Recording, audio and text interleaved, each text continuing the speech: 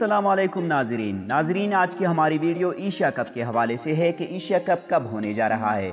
इसी साल होगा, अगले साल होगा या फिर उससे अगले साल होगा। कब खेला जाएगा, कहां पर खेला जाएगा, कौन सी टीम्स है, ये सारा कुछ इस वीडियो में आगे आपको बताया जाएगा।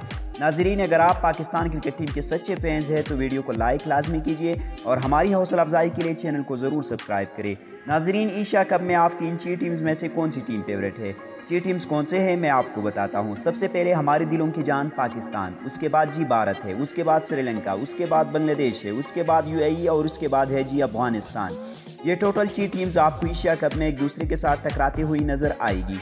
नाजरीन, इसी साल एशिया कप होना था मगर नहीं हुआ। अब कहां पर होने जा रहा है मैं आपको बताने जा रहा हूं। एशिया कप 2022 के अंदर होने जा रहा है। रमीज राजा ने भी कंफर्म कर लिया है, पाकिस्तान क्रिकेट बोर्ड ने भी ये कंफर्म कर दिया है।